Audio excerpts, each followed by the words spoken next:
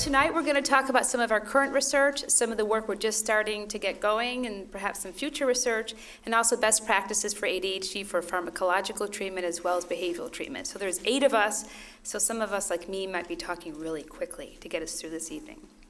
Here are my financial disclosures. We receive money from the National Institutes of Mental Health for much of our research, Department of Defense for a Fragile X study, the Administration on Developmental Disabilities. From Shire Pharmaceuticals, we're about to start a study looking at the effects of medication on self-control and academic functioning, and Atsuka for a study looking at Tourette's.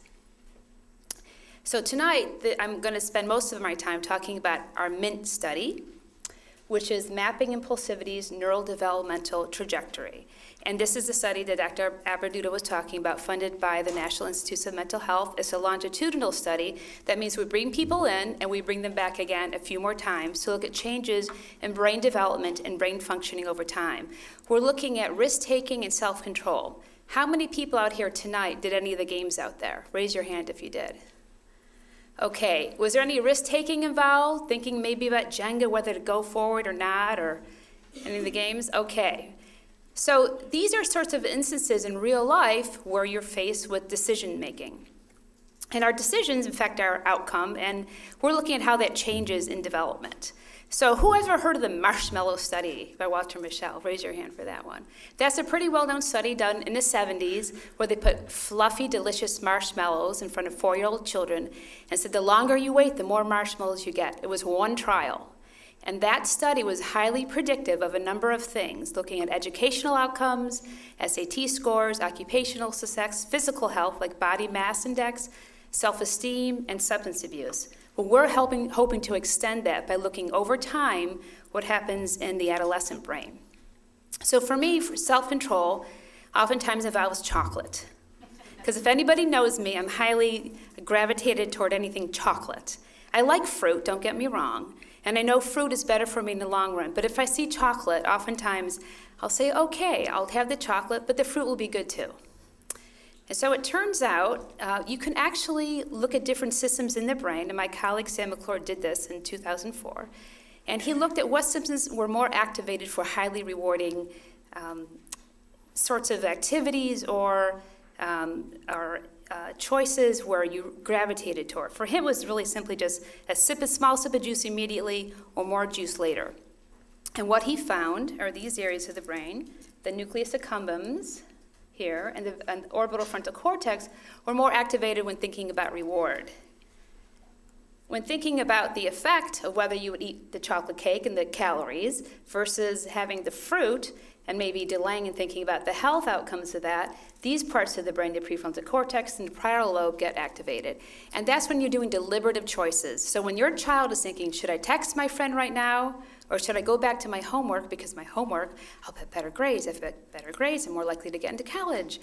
I'll make a better income. So really thinking delayed, that's where these choices come in. This is where these parts of the brain are actively involved in choices.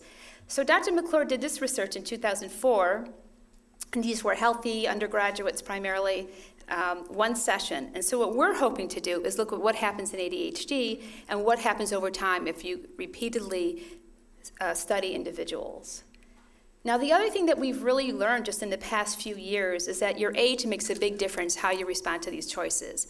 Any parent of a young adolescent or young adult will know that that's true, right? So we get more concerned when they have keys to the car and access to other things that we start getting more concerned about. And if you look at this graph, you look at age here, this is increasing age. So this is, let's say, birth, and this is maybe up to mid-20s or so. And this is brain regional activity. What we find is that initially, even though these children may seem impulsive when they're young, actually during young adolescence they become more impulsive and they gravitate more toward rewards. Now, it was great that we discovered this, but I have to say the insurance adjusters knew this years ago, right? That's why the rates are so much higher for adolescents. Then what happens we think about late teens or so, you gravitate less towards reward. So this part of the brain is actually better controlled. In ADHD, we don't really know, but based on our pilot data, we think that they're actually more activated for rewards and gravitate even more toward them, hence why we worry about their self-control issues. Now, the other part of the brain that was thinking, oh, that fruit would be much better for me, that's the control part of the brain, prefrontal cortex and so forth. That grows in a more linear fashion, but it's slower than the development of the area for the reward. And so in ADHD, what we think is probably even slower yet than typically developing people. Typically developing people, we think about mid-20s is when that part of the brain kicks in and works together, so together this system can really determine which are the best choices and long-term outcomes. But for ADHD, we're thinking maybe late 20s, early 30s, but again, we don't know yet, and that's what we're hoping to try to figure out. The other thing that hasn't been done with most of the brain imaging studies is really looking at the outcomes and how it relates to real-world functioning. And most parents that we talk to, they have a lot of concerns about academic functioning because that seems to come up on a very regular basis, and we know that predicts long-term health and outcome in a lot of ways. So we're going to be tracking that. So as the children will come in, we'll be looking at their brain functioning, how they do on risk-taking tasks and so forth. But then we'll be collecting a lot of other measures, such as grade point average, looking at whether or not they graduate from high school, do they go on to a trade school or to college, how do they do on standardized achievement testing, what is their attendance like in school, and also we're hoping to look at occupational success, early occupational success because they'll be young, looking at attendance on the job as well. Do they drop classes? And as I said, early occupational success as well. So what are we going to do with all this information? So one, I think it's great to learn about the brain and how it develops and how I think different people might have different trajectories, and I think that's going to inform us better about what we need to do in terms of developing treatments for ADHD, because I think some people get a bigger hit in the reward system, some may be in that cognitive control system, some may be a little bit of both. But if we have a better idea of how these trajectories emerge, we can develop better treatments. And to be honest, there have been very few treatments in the adolescent age that seem to be targeted to this. But now that we know brain development still occurs in adolescence and young adulthood, I feel like we have another opportunity for treatment that we didn't recognize before that we had. And what we're looking at here in the long run was we've looked at cognitive training a little, and we've had some good success, and Mr. Rutledge will talk about that, but we don't know for sure how that relates to impulsivity and ADHD yet.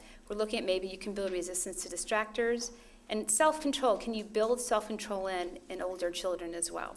So that's what we hope to do in the future, and we have flyers out there about our studies, so we are recruiting. And I just also want to say, besides the wonderful people you'll see on the panel tonight who are collaborating with me on this work, I also want to acknowledge my collaborators at Stanford University, Sam McClure and Walter van de Bos. And thank you for your time. So what I'm going to talk a little bit about is what students need to be successful, what some of the common barriers are, what we mean when we talk about multimodal interventions, and then how we begin to identify support system partners that would be helpful for teens. So academic success requires sufficient intellectual and cognitive capacity, the ability to organize information and time, the ability to work independently, motivation to work towards long-term goals, and knowing how to effectively use resources and support. Some of the barriers to this we know are conditions like ADHD, conditions like learning differences or learning disabilities, perhaps social or emotional issues, or perhaps cultural issues in terms of how a particular family views education and educational attainment. So when we talk about multimodal interventions, just a brief list of some of the things that we're thinking about are how do we improve learning strategies for kids and teens? Assistance with time management and planning. How do we get appropriate classroom accommodations? And what might be necessary testing accommodations? And just briefly to think about what a few of the learning strategies and time management strategies are, For learning strategies, it could be something like multi-sensory processing. That is meaning using different ways to acquire the same sorts of information. So not just reading, but perhaps writing, perhaps drawing, perhaps speaking into a recorder and using that to listen to the information later on.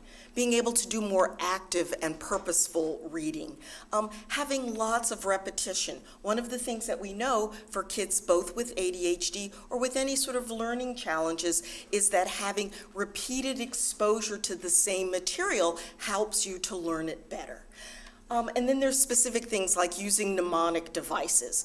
For those of you who are old enough to remember when you had to learn all the colors in the rainbow and you had to use Roy G. Biv, which was a way to help you to understand like, oh, there's red, there's green, there's all the various colors in the rainbow. And an additional thing could be study aids, learning how you highlight effectively, learning how to use a red pen. I mean, just very sort of simple tools that could be helpful in terms of learning strategies. And in terms of time management, it's knowing how to schedule study time blocks and how to take effective breaks, how to prioritize what the workload is. That's what needs to be done immediately, what could wait till later. How we help teens to postpone unnecessary activities or something that could be done later on. And we have all kinds of now electronic devices out there to help us. And so it's helping kids and teens to effectively use those smartphones, those iPads, those electronic planners, because those can all be tools that are helpful in terms of academic success. And so this is just an example of sort of a sample strategy exercise. So say a teen has a goal of, writing down something that they want to accomplish and what could be some of the possible obstacles to achievement. So the goal might be, I want to get better grades. The obstacle might be, I never feel like doing homework. Does that sound familiar? So strategies could be, helping a teen to know, okay, let's ask a teacher for study tips and facilitating that happening. If your school happens to have a homework line, sometimes some of them have hotlines that you can call, some of them have support lines that you can go online for. And helping students and teens understand something like cutting out maybe an hour of watching videos online so that you can have more time for homework and to be able to do it at your own pace. And we all know, from some of the things that Dr. Schweitzer said, this is tough for teens to do. So a very important piece is how do we identify the support systems? Who are going to be the partners who could help with this? So in terms of thinking about school-related resources, it's what can classroom teachers do? What about resource teachers or learning center teachers? What can we get from school counselors? How might a tutor be able to help? And how might a peer study group be able to help? And then also to think about personal resources, parents, friends perhaps, therapists or counselors, or even something that newly we've been talking about are ADHD coaches, people who specifically work with teens and young adults to help facilitate how they can begin to accomplish all of the things that they need to do in school. And then lastly, just to think a little bit about, might there be a need for any sort of mental health service and helping teens get the appropriate services and referrals for psychological treatment, particularly when we're thinking about things like anxiety or depression. So I was in San Francisco last week and I met with a dear friend, a pediatrician from New York, a much more experienced individual. And we were talking about our shared experiences. And he told me that, he loved these meetings, he really enjoyed, he learned a lot, but he gets so many questions from families that he was looking for some of these more specific type of questions that he said he was having difficulty explaining to families or answering them to be truthful. And some of these areas we have limited information. So as you see, this was inspired by a Woody Allen movie. And my interaction with parents and families, sometimes they are just as nervous asking questions about ADHD. So we'll try to answer, based on my experience, we'll try to answer some of these issues that I get all the time from parents, and I feel they are very important for us to discuss. So Hippocrates talked about ADHD at around 400 BC. And he said people with inability to shift their focus or inability to focus because their soul moved too quickly. He described it very elegantly, and it's pretty much the same, our observation, except we have much more information, tremendous understanding of biological underpinnings because of studies that Dr. Schweitzer talked about. But this is not a new diagnosis. We just know much more about the disorder or about ADHD. Adults with ADHD, we have very limited information in comparison, and we are learning more every day. One point I also want to make, the impact of ADHD is probably bigger today because of the increased need, increased academic importance in our lives, and increased demand for executive function.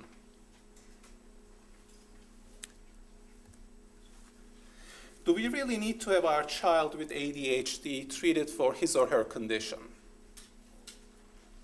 Social immaturity appears to be a significant problem in children, teenagers, and adults with ADHD. And with the treatment and services, it's amazing. I saw a child earlier. I've been working with them for about 3 years. And his mother told me, you know, Dr. Pakyurek, my child looks so just like his peers. When I watch him on the playground, he looks very typical. He doesn't really look, he's not impulsive anymore, and he's able to relate to other kids so much better. You will see that incredible improvement with these individuals, but I feel, and the research supports this, the services, which we will discuss a little later, timely applied services seem to be very important. I also want to talk about chronic demoralizing effect of ADHD in individuals, both teens and adults. They deal with this day in and day out. They have certain potential. They feel that they are functioning significantly lower than this potential, that they know they can get there, but they are not always certain how to do that. So there is that chronic demoralizing effect if they are not supported by the parents, educators, and treating physicians. What is the successful basic treatment approach for ADHD? Very simple, multimodal. Everything that you see on that, but it's also very complex, right? And certainly involved in systems. But one system probably is the most important system on that slide, and that is the family unit. And every day I observe this. The more involved the families are, the better the outcome. If I'm working with one parent, the other parent is very resistant to diagnosis or the treatment, or they are just not working together, I know the outcome is going to be much more limited in a year or two in comparison to another set of parents. That's why we have wonderful parent support group that Dr. Dixon runs very efficiently, and it really makes a big difference. There is some research now that tells us family involvement means positive treatment outcome. So our clinical observations are now being supported. Do children with ADHD have certain strengths? I get this question a lot from parents too. Absolutely. They are fantastic visually. Think about their video game skills. They are better than any other group, right? They really can conceptualize visually very well. They are very creative. They can see the big picture, and they can be very positive in terms of motivating and supporting others. But this happens when they are supported by the parents, educators, and treating physicians. So we need to focus on their strengths and the positive attributes. We cannot just focus on the critical part, the parts that we want to help them improve. The other part is, I think, just as important. Does treating ADHD correct learning disorders? I got this question this morning. No. The answer is no. But learning disorders are so common in ADHD, children with attention deficit hyperactivity disorder, and of course adults. If you treat ADHD, you will help minimize the negative impact of learning difficulties. They will process better, their working memory will function better, and then you will bring the school services to address that. The result will be much more successful than if you ignore the ADHD and leave it out of the equation. Is there an agreement among experts regarding treatment holidays or drug holidays in ADHD? I know you get this question. I'm being asked every day. No, absolutely. We can't seem to agree on many things. This is no exception, but a couple of points. Weekends and summers are when the school is no longer in equation, and parent monitoring is much less too. So you are already removing the structure from the children's lives and teenagers' lives. So they have less monitoring, they have less supervision, they have less structure. In addition to that, if you also remove the frontal cortex support, i.e. the medication treatment on the weekends or in summer months, what does that spell? That spells trouble. They will run into road, they will get hit by cars, they will get pregnant, they will start experimenting with drugs on the weekends during the summer months when all those support, including medication treatment, is removed. So my suggestion is do not do that. Keep the child on the medication. This is very important. I just want to talk about the pharmacogenomics because this is very exciting, and we are already doing this in major depressive disorder. You get a DNA sample, a swab. You send it to the lab, and you have a genetic makeup of the individual, of the patient or the family, and it will tell you what medication side effects can be expected in that particular genetic makeup, which medication is most likely to help, and high or low risk for a group of side effects, potential side effects. This is being done in major depressive disorder in certain centers, and I don't see why we cannot improve on this, both in our clinic and in general. I just received an initial data that they already, I believe at Mayo Clinic and Cincinnati, somewhere in Cincinnati, they just started doing this for ADHD as well. So I'm very hopeful that we will be able to bring this to our program very soon. My email address is at the bottom. Feel free to shoot an email. Thank you. I think all the people who've talked before me have made it a lot easier for me to talk about managing ADHD, and they've already touched upon some of the ways in which we address and the multimodal application of treatment. Okay, so this is just a very brief kind of picture to kind of talk about what ADHD is, and not just kind of the messy room, but also the quietly distracted kid. So further, I think everybody has talked about this, and I'm not going to spend a lot of time, but I really want to emphasize that when you think about treating ADHD, it really is multimodal, and you really want to think about it as a recipe, and you need a lot of different things for it to kind of taste right. And any one ingredient missing can make it or break it, and you really need to think about everything together helping the child. And also when you think about ADHD, the approaches a lot of parents ask, well, do we need to treat it? Can we just not, make accommodations in school and, help them through decreased load or other things? And, I often will tell them, when you think about treating it, you can think about either learning how to live with it or figuring out a way that it stops getting in your way so that you could live to your best potential. And, I honestly believe that none of the treatments that we have are perfect and completely address every single aspect of ADHD management, and I feel that's why you often need a little bit of both, where you want to bring the person closer to the world and the world closer to the person, so that you can kind of meet somewhere in the middle with both, learning how to manage the symptoms as well as reducing the symptoms, so that we could get a good balance between the two. And often one part of the recipe that I think I'm going to talk about a little bit is medication management for reducing or treating symptoms of ADHD.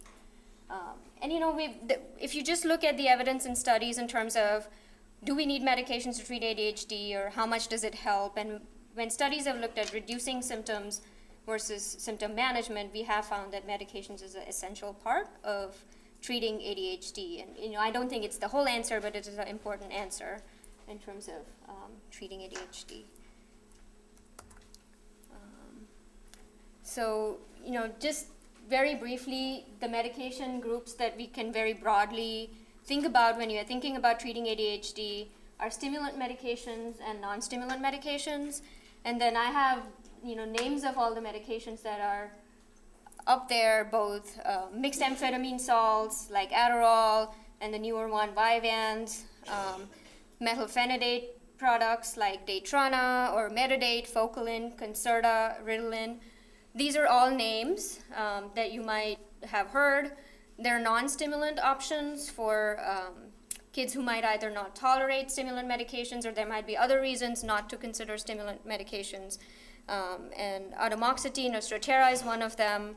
Clonidine, or also Catapress is what it's also called. And the longer-acting version of this, which has come out now, where instead of having to dose it multiple times a day, you can use once-a-day dosing, and it's called Capway. And also another medication, guanfacine or Tenex, and they also came out with a longer-acting version of the same medication that's Intuniv. So, often parents will come in and ask, well, how many do we have to try? And, are we going to find the right medication right away? And my answer often is, well, we don't have so far kind of the genomics to tell us, well, use this one. And this is the exact one that's going to work for this kid.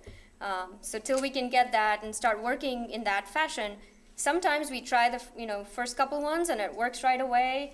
And sometimes parents are going to feel like I'm a mad scientist just throwing medications at the kid and seeing what will stick. But it really is sometimes kind of living through it to find what works best for the kid, till we can have a better way to really kind of streamline and help us figure out what is going to be a good medication for a child or adult. Common issues, I'm just going over the really most frequent problems that we see with medications: the appetite suppression, sleep onset difficulties that some kids can have, especially the longer acting medications. Again, something that can be addressed with either changing the duration of action or in other ways, depending on how severe the sleep disruption is. Irritability, again, depending on the different profiles of the medication. Some kids and parents ask if it's going to cause irritability, but often we see it most when the medication's wearing off. And this is where they're also coming home from school, and the parents feel like the medication's not working at all, but you get a different story from the teachers versus the parents, and often a lot of that can be related to just the medication wearing off, amongst other factors. And then there's a question of tics, of, can these medications cause tics? And we certainly see that there's a, genetic sharing of risk. So we see that family members of kids with ADHD have higher risk for tics, and the kids who have ADHD have a kind of underlying genetic risk. And the medication can uncover it and unmask it. And so you can see that, but for the most part, it's not something that's going to cause a kid to have a tic. What are some of the myths? Is that, the first one is not a myth. It does cause appetite suppression. But the second one about that appetite suppression in the long run is going to cause differences in the growth potential of a child. And there are some studies that have looked at it and looked at kids who've been on medications and without medications. And they found, kind of just in a very, watered down assessment, but that the eventual difference was a difference in height of, I want to say, a couple centimeters, but not a big, huge risk based on projected height and weight, based on parents' height and weight and their growth curves before they started the medication. that they will cause personality changes, and we typically really don't see that. If there is irritability or other reasons which look like the kid has a different personality, it might be a side effect, and sometimes changing the medication can help with that. I think Dr. Pakyurek has already addressed the issue of taking breaks from medications, and we really don't recommend that. These are more tests for attention.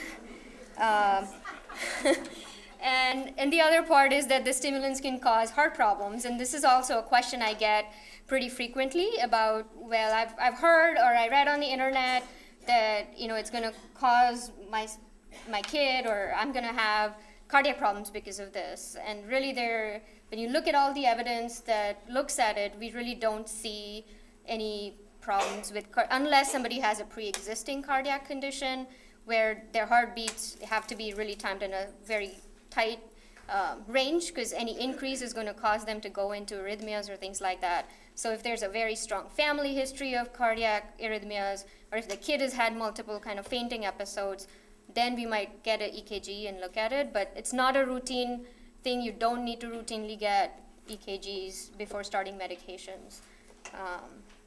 What's the evidence? And this is something else I get asked a lot, and I'm going to briefly address that. And so I get asked a lot about, diet changes, cutting out sugars or cutting out certain, food groups. Is that going to really help?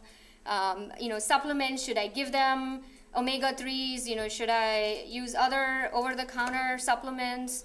What about food additives and food colors? And, what should I do? And my usual answer is, if you look at the evidence in a small percentage, it might help a small percentage. But at the end of the day, it's really about balancing risk and benefit. And the risk here is, you're trying to get an impulsive, hyperactive kid to not eat things they like and eat certain things they might not like, and how much of, distress and family conflict that's going to cause. And you really have to balance that with how much benefit you're really going to get from it. And so I don't think there is one right answer, but you just have to kind of weigh the benefit with how much distress it might cause. And then neurofeedback is something that parents ask a lot about. And again, I think, from my understanding, there isn't enough data to say, please go ahead and do that, because I think people are still looking at what the evidence is and how much of an impact it does cause, especially considering that it's a pretty expensive and usually out-of-pocket treatment that right now I don't know if there's enough evidence to say kind of please go ahead and everybody do it.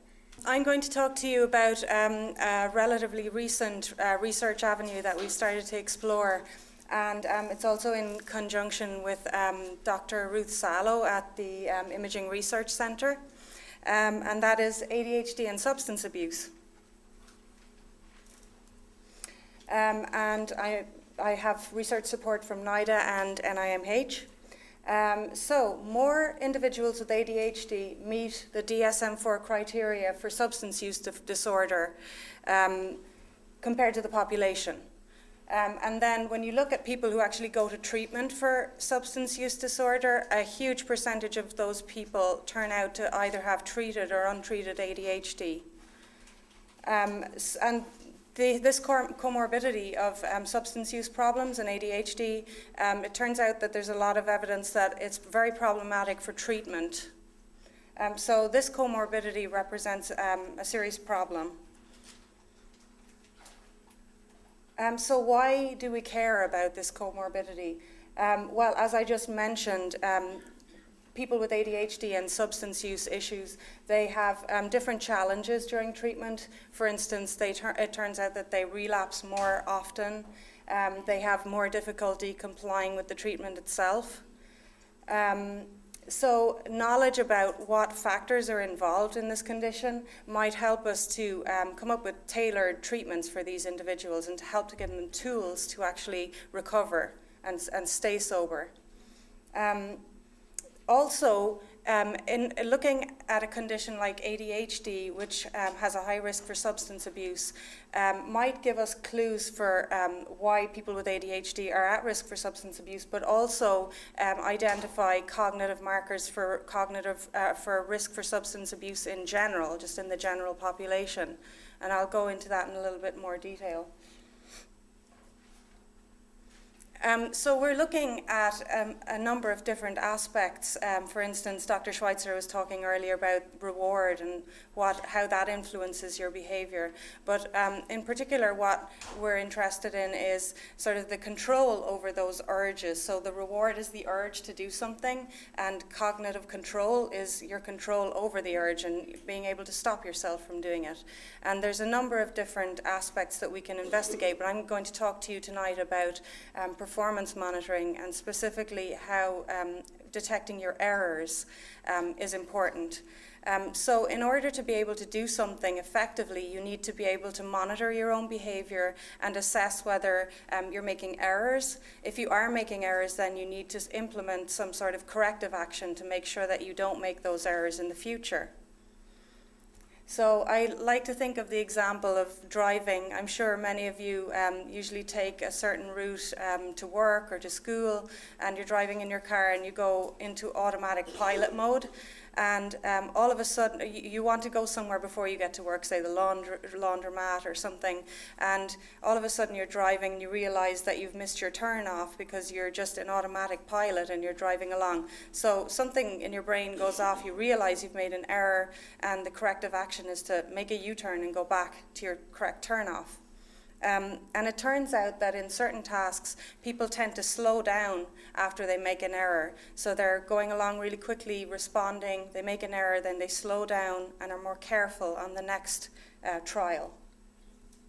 And there's a certain part of the brain that lights up when you make an error, and it's called the anterior cingulate cortex. So it's thought that a signal goes off in your anterior cingulate cortex when you make a mistake, and the signal is passed on to the brain's referee, if you like. And this referee engages attention control and makes sure that you're more careful on the next trial and in future responding to make sure that you don't make another error. So what practical implication does this actually have in addiction? Well, if you think about it, it's an aspect of insight into your behavior. So an addiction is characterized by this inability to recognize dangerous situations, or you keep doing the drug even though you're having all these really negative consequences. So there's some aspect of denial or inability to evaluate your behavior effectively.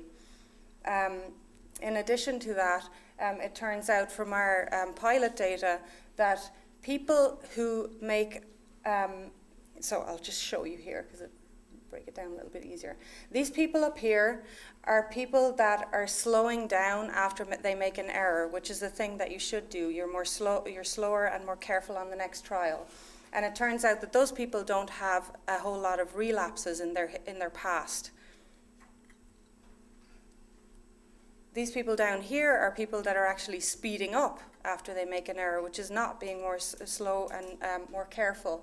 And it turns out that those people are the people that in their past have relapsed more. So they've gone into treatment, relapsed, tried to get clean on their own, relapsed. So they've relapsed a number of times. And we have chosen to study methamphetamine addiction because it's a stimulant, so that's obviously got a lot of commonalities in ADHD as stimulants are an effective treatment, but also it's a powerfully addictive drug and it's very neurotoxic, so it hurts your brain to do it. So these are all people with ADHD who have had a history of methamphetamine dependence in their past. All the participants that we work with are clean currently. So we noticed in our group of participants that there was a very specific effect of having ADHD and having used methamphetamine in the past. So if you look at the lines, you can see that on the left in the pre-error, that's their reaction time, how quickly they press a button. In the post-error, the red and the blue line show the controls on the people who've used meth but have not got ADHD. They're all slowing down after they make an error. But if you look at the ADHD plus meth group, they're actually speeding up. So they're going in the other direction. So they're not effective at correcting their behavior. So we recently received a grant to look at this. And we chose to look at how working memory load, or you can think of it as adding an attention demand, how that affects your behavior in all of these groups. And what's important about extra attention demands and working memory load is when an addict sees something that reminds them of using, then it will automatically engage all these regions that are involved in attention control. So if you've got all this load going on already, then it leaves you at in a compromised state to deal with challenges, other cognitive challenges. So the idea is they're more susceptible to relapses. So we looked at just a regular working memory load. We weren't using drug cues in this paradigm. But if you look at the low working memory load condition, you can see the black line. The meth and ADHD are not slowing. They're responding at the same rate pre and post error, so they're not slowing down. In the high working memory load, this gets a lot worse. So you can see the line going down. They're actually getting faster, as they did in the previous slide, when you have high working memory load.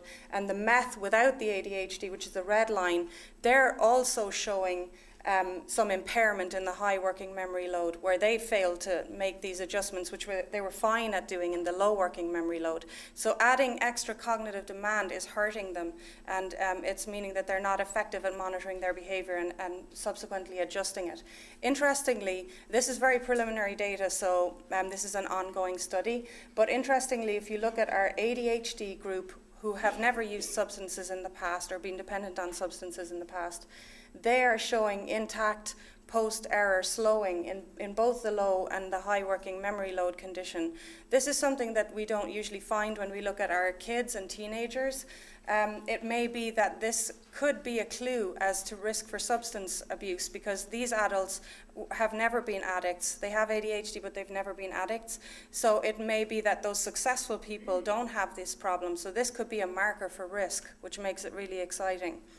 And then I just quickly want to show you, it's the last slide, the area of the brain that's lighting up, the anterior cingulate.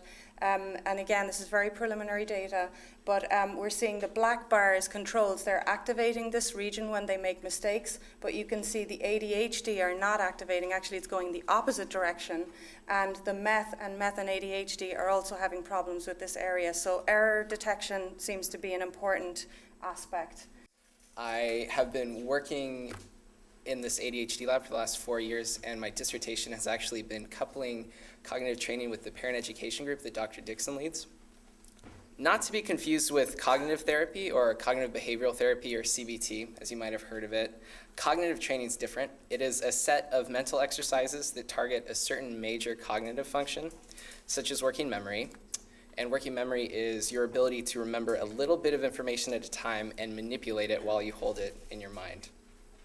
So one example would be, let's say you want to go to the grocery store and you just have a few things that you want to get, but you really want to get in and out. Maybe you have your kids with you. So you're thinking about the things that you have to buy, so you might be rehearsing them in your head, but you want to rearrange them so that they're in order with respect to where they are in the store. So you can just kind of do one loop, get in and out. You don't want to go up and down the same aisle twice. So in doing that, you're exercising your working memory. You're thinking about a list of information, and then you're manipulating it for your own uses. So for cognitive training, these exercises usually come in the form of games played on a computer at home that tax your working memory. And like exercising your body at the gym, cognitive training works best if completed multiple times a week for a multiple set of weeks. What cognitive training aims to do is to improve that cognitive function that is being targeted through these many training sessions. Okay. What research has been showing is that this training does have positive effects on the cognitive function that is targeted. And what's important to note is that these improvements are not only coming from practice, because these participants are improving on assessments that were not integrated into their training regimens.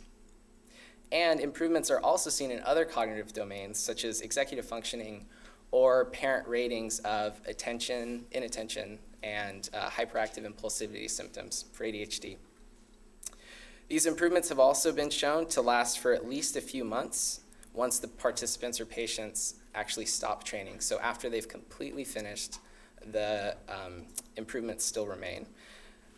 And the reason that we think this happens is because through these exercises, changes occur at the neurological level in regions that support the cognitive function that we trained. And like working out a muscle at the gym by lifting weights, after that muscle is strengthened, every other movement you perform that integrates that muscle is also improved.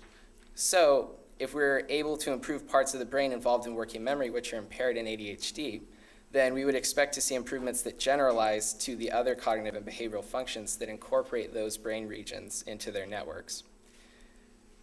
And in a lot of ways, that is what we are seeing.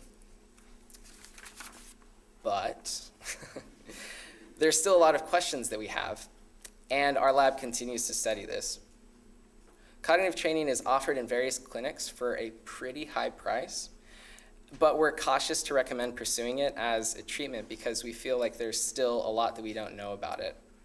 One thing that we have noted is that the treatment does not generalize to every setting, meaning its generalizability is not as wide as it really should be, given our understanding of the neurological effects that this treatment has.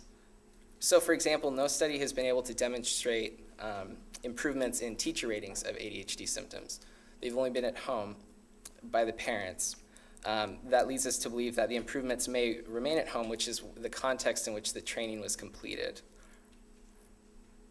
But that doesn't translate to the classroom, which is also obviously a very important context that we would want these improvements to translate to. So our lab just published a study examining this very issue, and I think we printed out a few copies that were out in the front. We monitored our participants while they completed a math test and found that the participants spent less time off task following the working memory training compared to the placebo condition. So now we do have some evidence out there for potential improvements that may transfer to the classroom. And we also just published a review article with our collaborators at Stanford that Dr. Schweitzer mentioned that touches on the research out there on this treatment, but outlines the questions we still have about cognitive training. We would like to find out if there is an optimum age for treatment based on the way we understand brain structures to develop at different rates with age, as Dr. Schweitzer had a really nice slide on, and how ADHD affects that. Perhaps there is a window of opportunity for training where the effects are most prominent. We would also like to find out more about how this training affects the reward systems that underlie impulsive behavior that you've heard about. There are some really interesting theories available explaining the neurological components of impulsive choices, and we imagine that if we could tap those through training, we might be able to also improve impulsivity in people with ADHD. And that idea has not really fully been addressed yet. So be on the lookout for new developments in the field regarding cognitive training. It certainly carries a lot of potential as a possible treatment, but a lot of work is still yet to be done. So my talk today is about my life story in 10 minutes. And how it all relates to ADHD. So in my early years, I was one of those antsy kids that couldn't quite sit still. I'm still not the best at it, but then I definitely wasn't great. And in school, I did fair. It was okay, wasn't great. Probably, I'm sure teachers labeled me not working to my potential. Then I had to take the dreaded SAT. Not particularly wonderful in verbal or math, and so isn't that what it's all about? And I get into University of South Florida with academic warning. I then kept hearing I'm a late bloomer. So for a long story of how I actually got there, I got there late. I got sick right before school started, and I took 2 courses at University of Denver. They were upper level courses, 300 level, and I get A's in them. I'm like, wow, maybe I'm just interested in those topics. So I learned very early on, I compensated. I just, calendars, I took notes to stay focused so I would pay attention when the professor was talking, and I always made to-do lists. I am a big picture person. I knew I'm always more successful with a support system, so it was very interesting to see myself right on the screen. I'm not particularly great at the little details, and all throughout my years working on events or anything I was doing, I always rallied a troop. Come on, you'll be my co-chair or you'll help me. And that was a way that I could have them remember the little details, and I didn't have to, and I could always maintain the bigger picture and then monitor how things were going. So now fast forward 27 years ago, I marry my husband, Alan, and we have 2 boys. They're currently now 25 and 23. And they both have ADHD, and they both were presented differently.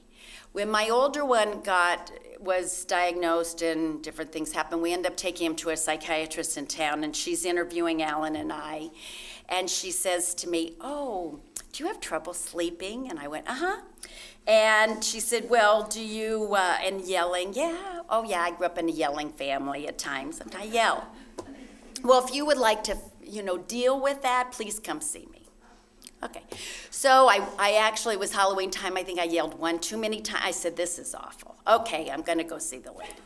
So I go see her, and she says, "Well, you're hypomanic." "Oh, okay, that means you function up here." Fine. She puts me on medication, away we go, and I think I was on it 5 or 6 years. Now, my older son, who then comes and works at the mine for 1 year with Rondi Hagerman and the doctor, and he was part of the FACS test program and needed research control groups. Well, my husband and I were his volunteers because he was needing them.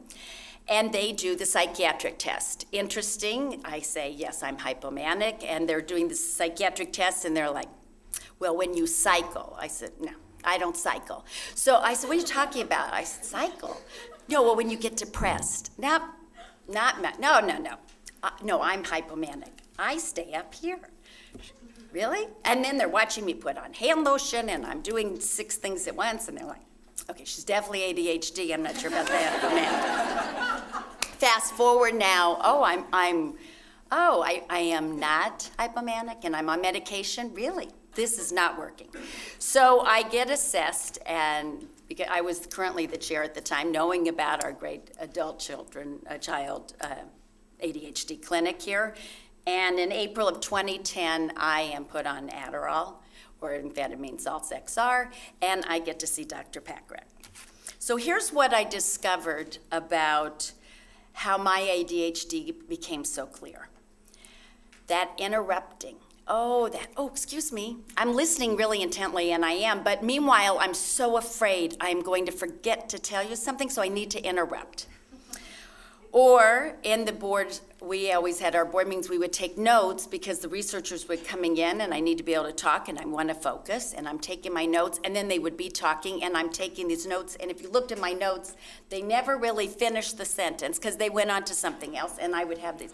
And then it's like, yeah, I did that in school. Newspapers. Okay, I'm great on page 1. This is kind of interesting. I would kind of flip back and forth. This is kind of holding my interest, not that much. And then you flip to the back page, wherever it was. The worst was when you, God forbid, had to turn to page like A14, and then it was A14 and 15. That meant the whole page, both sides, are all about whatever topic. And then I would go back and forth. I did find lectures painful, but particularly I find boring speeches a nightmare. Sitting through them, I find it was torturous. And I also learned that I would jump from one thing to the next. So I could put something here, and then I would go over there, and then I would go there. But I was getting things done. I always perceived myself as accomplishing, but I wasn't always focused. So now the Adderall. Now I take it, what happens? I lose weight. Well, what's wrong with this? God, this is great. I can eat whatever I want. And I think this is the greatest thing. I'm excited. Okay. If there was a sense of calm. If I found that I forgot something in a conversation, I now know it will come back. It's not like, don't. So I even will say, I forgot it, but it'll come to me. And I forced myself to read a newspaper the correct way. And I had to initially self-monitor myself to say, don't be starting with this, bouncing around. You can do it. And once I kind of got through that, it worked. New issues. Starting a new business. I don't have money for a support system, somebody to go to help me. So I'm finding that was really difficult. It means that if you come in our office, there's a lot of papers all over, filing, or the worst aspect for me personally, and it's never really been easy, is writing. I don't mind speaking, but writing has always been difficult, and I will avoid that. And I do listen. Oh, God, you got an email. Oh, who was that from? Oh, God, I want to read about that. So I'm finding all of the things that your kids are distracted, me too. And, of course, I'm now focusing to make a list and trying to stay on task and upping my medication to like 40 milligrams, and it is helping. So where does this leave me? This leaves me in an area of my own personal mission. I never minded telling people I had ADHD. I never felt there was the stigma, and I feel badly when I hear other people having that problem, being afraid to say something, or having some well-meaning person in a room attack them because they put their child or themselves on a medication. You're doing that. It's so difficult, and it's so not necessary, and it's so disrespectful. And I have pulled someone aside and said, you know what? It's a good thing, you're doing the right thing, don't worry about it. Or I have confronted people to say, really, this is something you're not even dealing with facts. It is something that the problems that are going on, it didn't mean that my mind isn't working. It just was working overtime and not being successful. And I was not being productive. So what is wrong with that picture? The bottom line is I'm taking the medication. I feel terrific. I'm being far more productive. And I think my younger son said it best when he said, you know what, it reminds me of the difference between being a stick shift with a car, driving a stick shift versus automatic. My role here tonight is not really from my professional background, except for the fact of communications and advocacy. Why I'm here tonight is because I'm a parent. I'm a parent with 2 ADHD children and a spouse. And if you don't think that doesn't wreak havoc in my household, come on over, visit me any single time. It's Disneyland half of the time at my household. I have a 15-year-old boy and a 18-year-old boy. They are process to get them diagnosed was not a straight and linear path, as I'm sure those of you who are parents who have kids that have been diagnosed, you kind of go at it at any which way. You start finding out that they aren't cleaning their rooms. I mean, half of the things that are on here that are just really my household and my life. And I wanted to share that with you to say that we're all in this together. We have similar experiences. Nancy, thank you for saying don't be ashamed, because there were a lot of years when I was a little bit concerned about saying my kid might have this.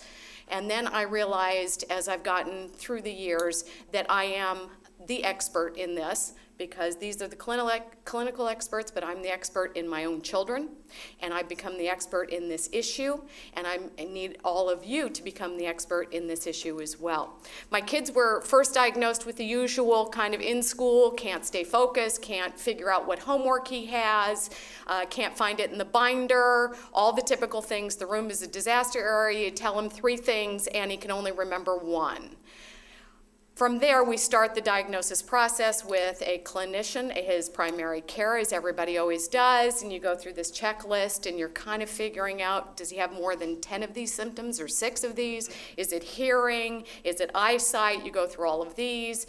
Meanwhile, I've got an older boy who is also not doing all that well in school and is starting with anger and is starting with his own self-esteem issues and pressure, but he's presenting very differently. He is presenting very quiet, reserved, not energetic, has no passion for anything, has a couple of friends, but not necessarily outgoing, energetic, involved in school, involved in sports or anything else. So we think, as our early learning process goes, we think he's just lazy and bored. We see the very inattentive, unfocused in one child. The other one is just bored. So we go through the diagnosis process, we understand, we start reading, and I would absolutely recommend you read everything you can get your hands on, because every kid, every person, every adult represents differently.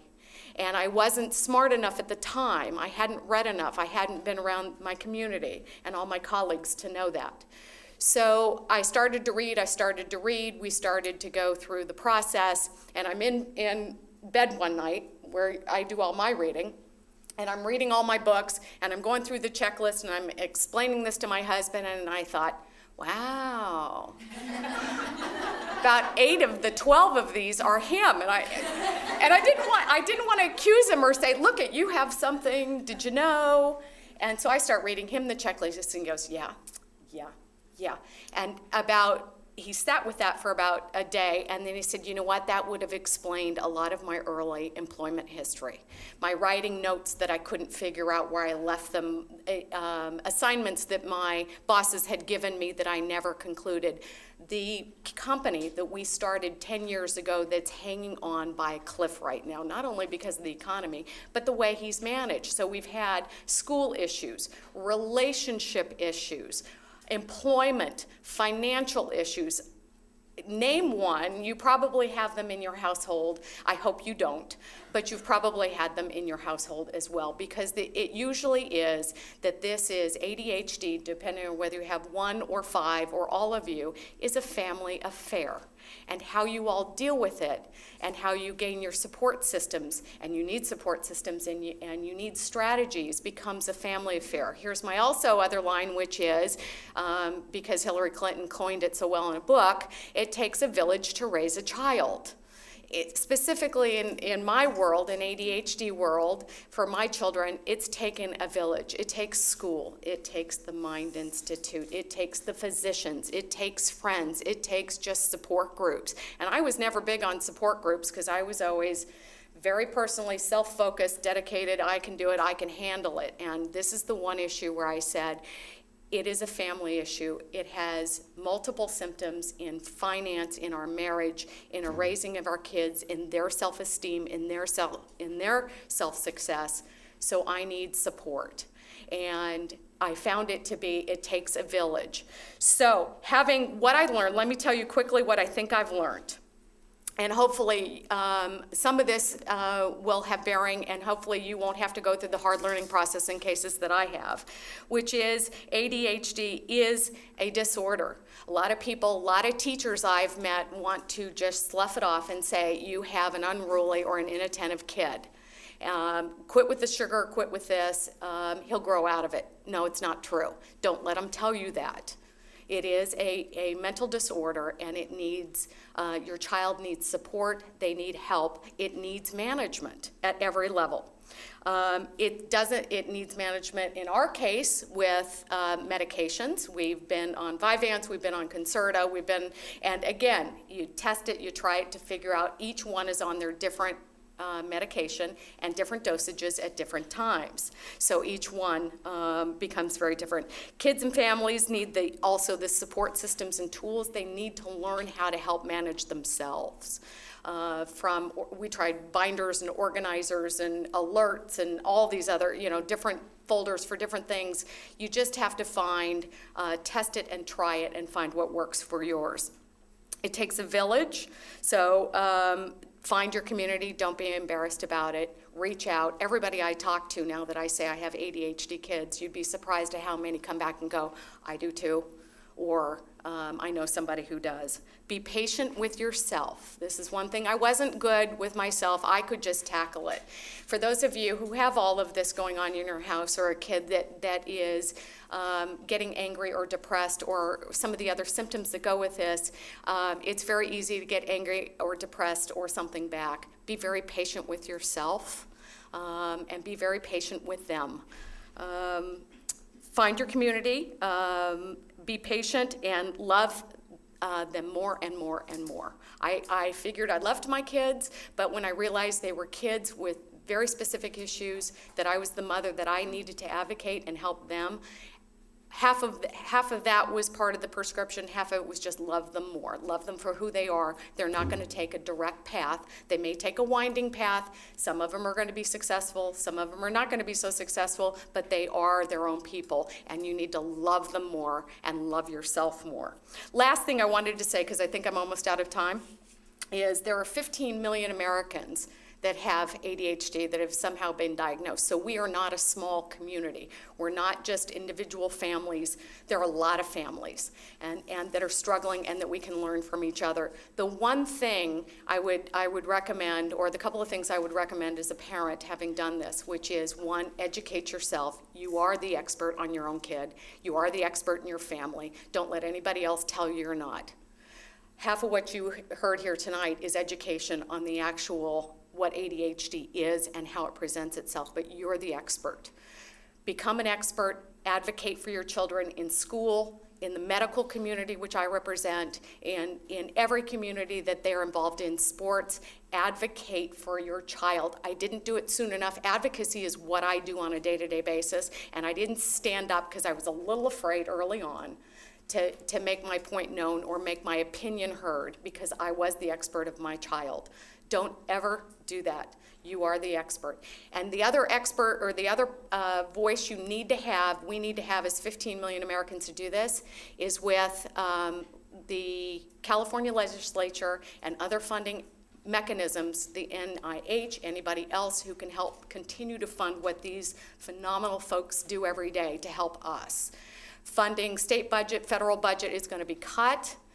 With it become discretionary fundings. You already heard about Big Bird and everything else, but the NIH is up for that as well. We need to help these folks get the funding to continue to do what they do, so you need to be an advocate for your child and an advocate with our legislators to say, we need to fund this. It is a real disorder. It deserves to be studied. It deserves for it to have support.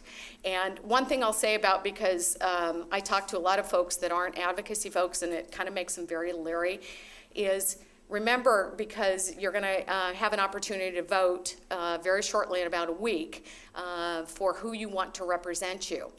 I get paid to advocate. You don't. So when you call a legislator or talk to somebody and advocate on a particular position like ADHD, we need some more funding, we need some more support, you're doing that because you put them in office. You voted them in. They are responsible to you. You really have the power here. We can put out grants, we can do a lot of things, and we do every single day, but you really have the voice and the power with your school and your legislature and funders. So don't be afraid to use that voice on behalf of your child for what these folks do for us every single day. Thank you.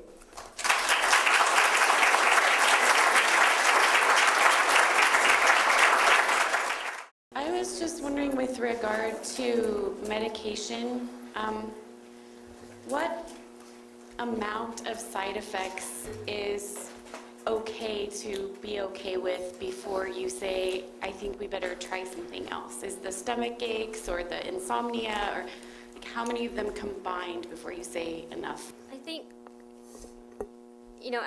I think it's different for different people, and I think mentioning to your physician when you have a side effect, whether or not it's gotten to a point where you think it needs to be addressed by changing a medication so that they're aware and they're monitoring with you, is really the key to this. And, monitoring functioning, usually it's about how well is somebody functioning, where are the benefits, how much is the risk, and are there other ways? Because sometimes, the answer might be take it at a different time, take it with food, so depending on what the side effect is, there might be workaround to it. And so I often will tell parents, use your physicians, because you're the experts on your kid and they know mental health and medications, and work together so that you can find the best mental health and medication for your kid. And so I really think it's kind of working with the physician to find that right answer, because that's different for different people. Can I add one thing? Yeah, sure. We also see a lot of parents that they go from medication to medication. Within a month, they've been through 6 or 7 medications. That is, you have to talk to your physician, find out what the mild and temporary side effects are first. Because I don't want you to stop giving your child a potentially very helpful medication, because of 2 days of mild nausea that lasts about 15 minutes. The child, especially if you have an anxious child, they will overreact to that side effect. But if you have the big picture, if you can see the light at the end of the tunnel, perhaps you can support the process and the outcome may be worth. I was wondering if there are any other non-stimulant medications in the pipeline or any sort of off-label uses of other medications for ADHD. There are several. Yeah. One of the, we'd like to, There are several, I guess, off-label, so it's to say medications and that can be used in ADHD, usually when you've kind of exhausted some of the more, regular options. Again, weighing the risks and benefits for each individual patient. So, but also in terms of non-stimulant, we have atomoxetine or Strattera. right. So that's the non-stimulant that And- we talked about. The right. newer ones was, kind of Tuna. the guanfacine that's recently come out in the longer-acting versions, and also the clonidine that's recently come out in a longer-acting form. So there's just the idea is to kind of try and get more benefit out of the ones that we have by extending their time periods and kind of looking at others that we can use. And there are different studies looking at the effectiveness of the different compounds and so forth as well. But most of it seems like in the past few years, it's really been different formulations of many of the same medications. I find in other areas of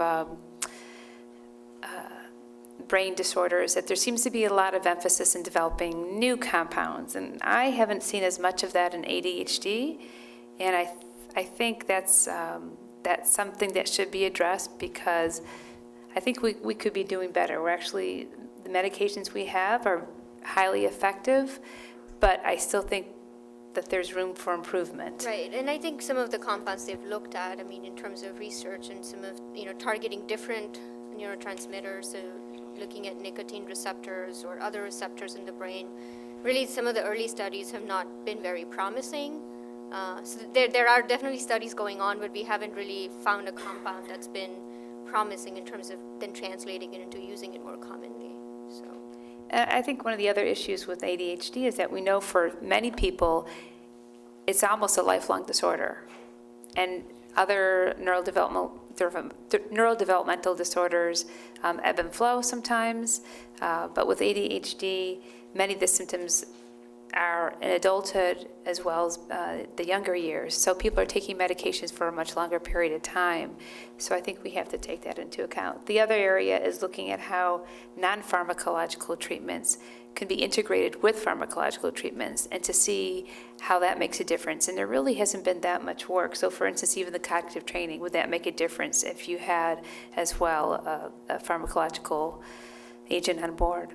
So there's a lot of work still to be done, even though we've known about this disorder for many years and it's been treated since I think 1937, some of these compounds. We still have a lot more work to do. How common is it for children, or how many of you have seen patients that are children that really respond better to a lower dose of a medication for ADHD below like the target dose that the average kid of a size or weight would respond to? It's certainly, we always start at the lowest dose and then kind of go up rather than starting at a high dose and going down. So that's the usual strategy. I'm not sure if that answers your question. I'm actually referring to not even a low dose, but a dose that would seem to be significant, not significant at all. For instance, if you have a child that's the target dose would be 25 milligrams of atomoxetine, but they would really do better on 10 milligrams. Do you see that a lot? Because I seem to have a child that for every drug, he needs to be, taking these micro doses. Right. So certainly, common? because different people metabolize medications differently, and so based on kind of what their, hepatic enzymes or how they're metabolizing medications, some people just need higher doses of things, and some people just need lower doses of things. So that's certainly possible based on, kind of the makeup of that particular kid. If they metabolize medications in a way where lower doses can go a longer way, then that's certainly possible. Thank you. Yeah. Also, we are finding that if your child has a comorbid condition, child has ADHD as part of autism, child has ADHD with comorbid generalized anxiety disorder, comorbid depression, they tend to have very sensitive brains, very sensitive receptors, and they will do actually fantastic with extremely low doses. Sometimes they will come to me from pediatrician to us, and then we will just reduce the dosage. That's all we'll do. We'll go from 3-4 medications to just single medication at a very low dose, and the results will be much more helpful than the previous dosage, which may have been higher. So that's another thing, that the higher the comorbidity, almost the lower the dose for certain cases. I was wondering if you could talk a little bit more about the pharmacogenomics that you were talking about earlier. There's a couple of things I was wondering. I wanted to know, first of all, whether or not it's targeting specific neurotransmitters, or how it is that you are tailoring this for a specific disability. And also, I was also wondering if there are also studies being done on other kinds of genetic predispositions, so that it's tailored for also people with bipolar disorder, or people with schizophrenia, or people with autism, etc. That's a great question. This is really very exciting because it helps us, all the side effects that the parents complain, and sometimes going through multiple medications to find the right medication. It will help us with that. And we are in a way lucky because, we did complete the Human Genome Project, as you know, was very successful. We have much better understanding.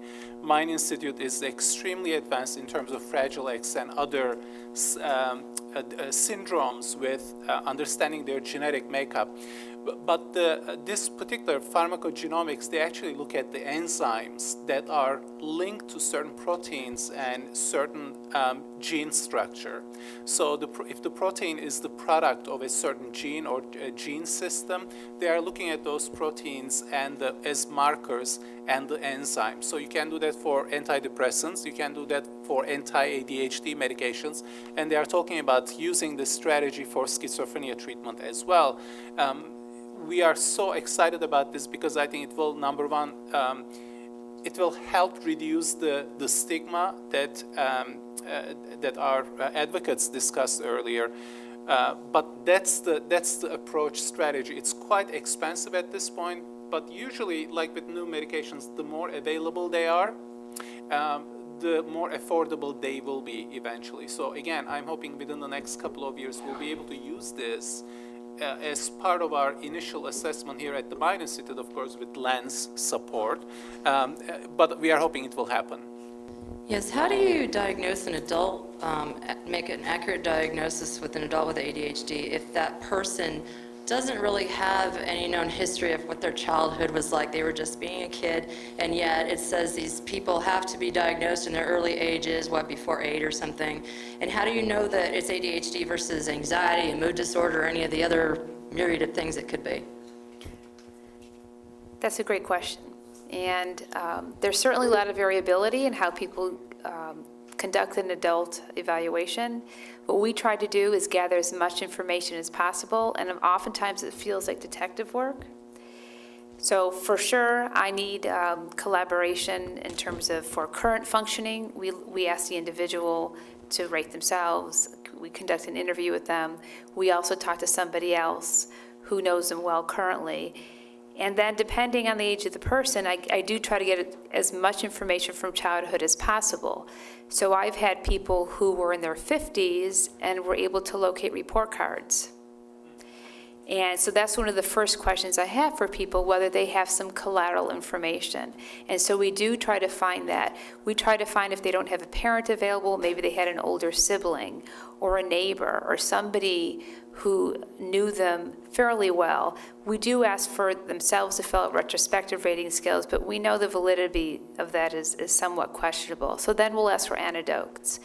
And we also, at the same time, we have to look at things like anxiety and depression and the family environment and the culture and so forth. And it varies from person to person in terms of how much information we have, but there does need to be some indication that at some point in childhood they were struggling. What we use for diagnosis, we have this guidebook called the DSM, and it's changing in a few months. The new DSM-5 is coming out, and it now says you have to show evidence of ADHD by the age of 12. Previously, it's been by the age of 7. So this is also helping us because there are certain circumstances when you're older that become more challenging, and that's when you start seeing more evidence. But to be honest, a lot of times it is detective work. Can I just address something related to it also? When I was looking and telling people that I did have ADHD, and they would say like, well, I do that. I go from room to room, or I do all these things. You're not saying that. You seem so, I can't believe you have it. You seem so quote unquote normal. But what becomes the real issue is it does have an effect of being as productive. And when it starts when it's like an aha moment, I probably, had I not realized I was on the wrong medication, that I was even misdiagnosed, I'm not sure I would have ever really been diagnosed, because I was really moving along fine, compensating as I go with my half-finished sentences. But then when you do see the difference, then it becomes, but wait a minute, if it impacts your life, if you're not being able to be as productive and effective as possible, that's when you have to say, maybe I need to look at this. You talked about always advocating for your child. What do you do when an adopted child is in his late 30s and he's a disc jockey in Las Vegas and you don't agree with it? I think, actually, I think he's probably at the point that he is going to advocate back to you to what he wants to do with his life. And as a parent, we always want the best for our children, but literally, I don't think there's much you can absolutely do at that particular point, except for tell him you love him, tell him you support him, tell him to find a real career at some particular point, as my mother did. Hi, I wanted to ask about level of severity in adult ADHD and what you think is, I'm ADHD and I know my mom probably had it, but like my cousin has it and he's like worked at Microsoft for 25 years. What's the difference? I'd never had any kind of education, 25 jobs, probably more than that. And then also, and that kind of is for everybody, then also for Nancy and Tracy kind of mostly, but also for everybody, what do you suggest for books and websites and stuff? I've read a lot, but just wondered if you had any suggestions on that. Would you like me to handle the severity? Okay. So there's a wide range in terms of severity, and I've met physicians who have ADHD, and they're bright, well-educated, but they've stumbled more than one would expect. And I've met other people who are really stuck, like you, who've said you've had 25 jobs. I've met people who were young adults in their 30s living at home with their parents and had an IQ of 130. And they can't get out, and their parents want to retire and move on, but they feel like they can't do that. So the level of severity is huge, and it's not necessarily reflected in things like IQ, but it's finding the right support, it's finding your passion, what you're willing to work toward. We've talked about it's also, if you can, it's finding administrative help, because a lot of people, I meet a lot of adults who are great salespeople, then they get promoted to a desk job and they're miserable. And so it's finding your niche as well. Also, remember brain development. We're learning that in ADHD, it might be not till your 30s that your brain stops developing in some of these compensatory areas. So there's hope there for a while as well. So there's a extremely wide range. If you have learning disabilities, that complicates things. If you have comorbid depression, anxiety, which is not unusual at all, that's going to complicate things, and obviously substance abuse. And the more complications and the fewer supports that you have, that's just making the road more challenging. In terms of website, I'll let them handle it, except to say on our website at the Mind Institute, we do have links to other websites. And the National Institutes of Mental Health is one of the best links that you can look at, the American Academy of Pediatrics, also the American Academy of Child and Adolescent Psychiatry. I will warn you that some websites do not have valid information and do not have evidence-based information, so you do need to be cautious about what you read. There is a lot of strong feelings about this disorder and its treatments, and you need to verify some of the things that are out there on the internet. The UC Davis Mind Institute was created in 1998 with a promise to find cures for neurodevelopmental disorders. Every day, our physicians and researchers come closer to fulfilling that promise. Their groundbreaking research on autism, Fragile X syndrome, chromosome 22q11.2 deletion syndrome, ADHD, and other brain disorders are helping children achieve their fullest potential. Please visit our website to find out more about current studies, upcoming events, and how you can help make a difference.